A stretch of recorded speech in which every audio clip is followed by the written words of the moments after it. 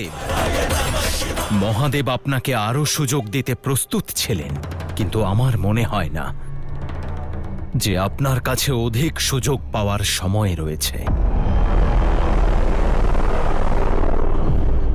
যন্ত্র তো নষ্ট হয়ে গেছে কাপালিক, এবার সেই মনুষ্যদের পালা, যাদের আপনি তন্ত্রজ্ঞান দিয়েছেন।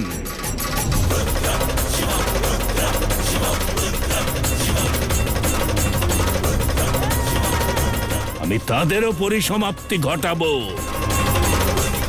আর এমন একটা সমাজ স্থাপন করব যা হবে আমার ইচ্ছে মতো, যা হবে আমার ইচ্ছে মতো, যা হবে আমার ইচ্ছে মতো।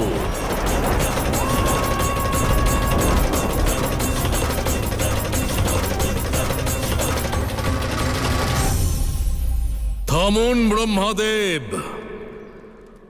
এক্ষুনি ফিরে যান। ফিরে যাব? হ্যাঁ, একজন ভিক্ষুক প্রাসাদের স্রষ্টাকে প্রাসাদ থেকে বেরিয়ে যেতে আদেশ করছেন? এ আমার সৃষ্টি, আমারই রচনা, আমি এর পালনকর্তা। যে শিবশক্তি ভারসাম্য রক্ষা করে, তাদের মিলন সংসারের পক্ষে অশুভ কি করে হতে পারে? বলুন, বোঝান আমাকে। যার মনে সংশয় রয়েছে, অবিশ্বাস রয়েছে, তার সঙ্গে তর্ক করা অর্থহীন।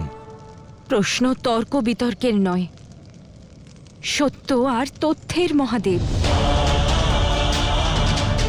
যতবার আমি উগ্র হয়েছি, আপনি আমাকে শান্ত করেছেন। তাহলে আমি কখনো আপনার রুদ্র রূপকে শিবে পরিবর্তিত করতে কেন পারি না? কেন কখনো আপনাকে শান্ত করতে পারি না? কেন? সংশয় নয়, বিশ্বাস রাখুন। আপনি অগ্রসর হন আর নিজের যাত্রা সম্পূর্ণ করুন। না মহাদেব, যতক্ষণ না আমি আমার প্রশ্নের উত্তর পাচ্ছি, এই যাত্রা সম্পূর্ণ হবে না, হবে না, হবে না।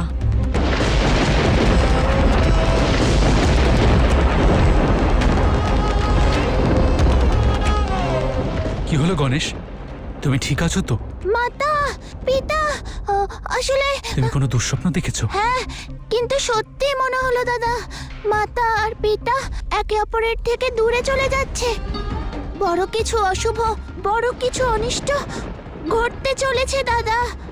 শিব শক্তির এই মতভেদ তাদের মধ্যে দূরত্ব না সৃষ্টি করে, ওনাদের ভালোবাসা নষ্ট না হয়ে যায়।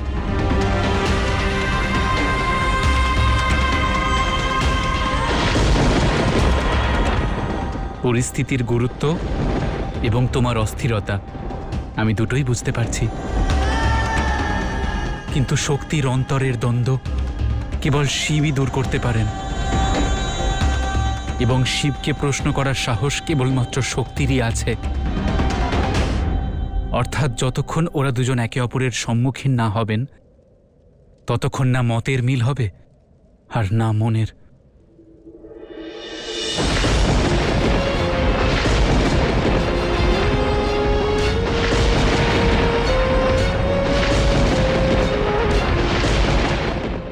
চলো দাদা, একসঙ্গে শিব শক্তিকে আবার এক করি, ওনাদের দ্বন্দ্ব দূর করি, পুত্র হওয়ার দায়িত্ব পালন করি। যখন বিঘ্নহর্তা দায়িত্ব নিয়েছে, তখন সমস্ত দ্বন্দ্বের সমাপ্তি ঘটবে।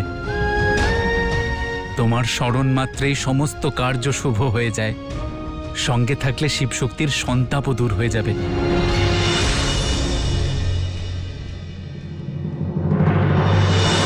আজ আপনাকে আপনার যুক্তি দ্বারা আমার সব সন্দেহ দূর করতে হবে, আমার সব প্রশ্নের উত্তর দিতে হবে।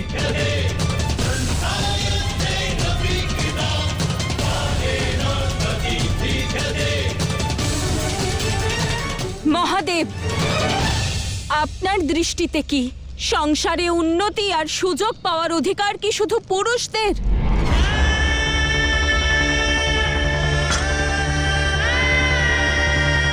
আপনিই বলেছিলেন মহাদেব যে সুখী সংসারের জন্য এ আবশ্যক যে মনুষ্য, দেব আর অসুর সবাই সমান অধিকার পাবে।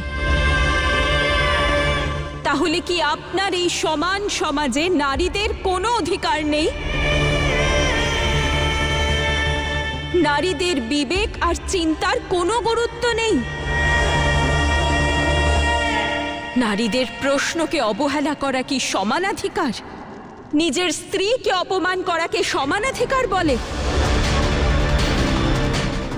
যদি তাই হয়, নিজের স্ত্রীকে সমান কেন ভাবেননি আপনি?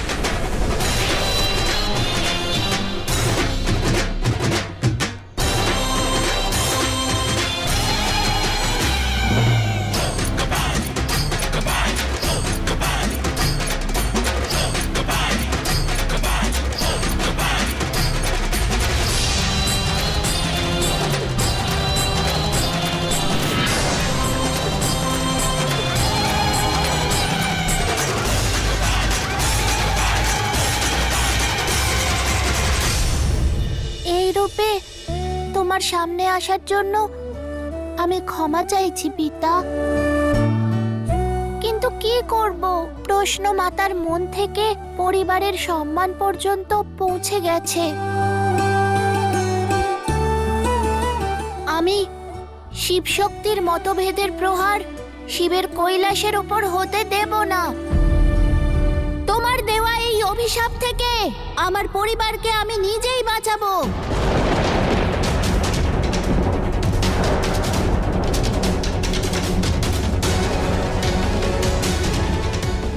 দয়া করে আমার এই অনুরোধ রাখো, আমার বন্ধনে আবদ্ধ না হয়ে নিজের মন থেকে মাতার কাছে চলো, অন্যথায় বাধ্য হব আমি, বাধ্য হব আমি, বাধ্য হব আমি।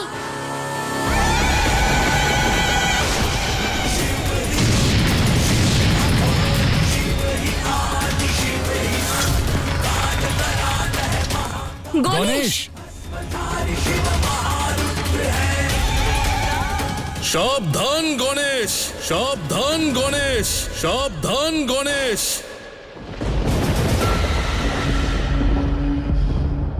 এমনটা যেন না হয় যে পুনরায় তোমার জেদের জন্য আমি জন্মদাতা থেকে মৃত্যুদাতায় রূপান্তরিত হতে বাধ্য হই, বাধ্য হই, বাধ্য হই।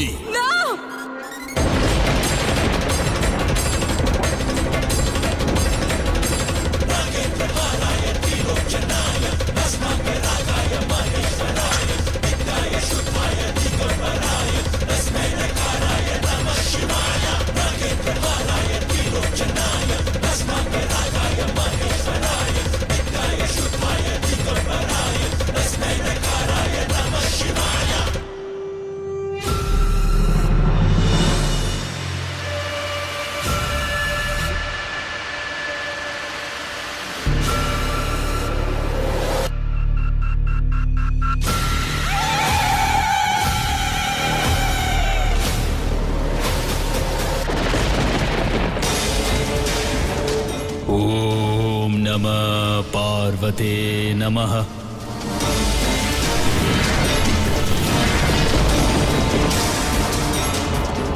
ॐ नमः पार्वते नमः। ॐ नमः पार्वते नमः। ॐ नमः पार्वते नमः। ॐ नमः पार्वते नमः। ॐ नमः पार्वते नमः।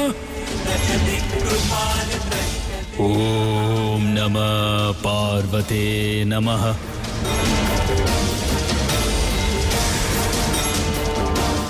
ॐ नमः पार्वते नमः।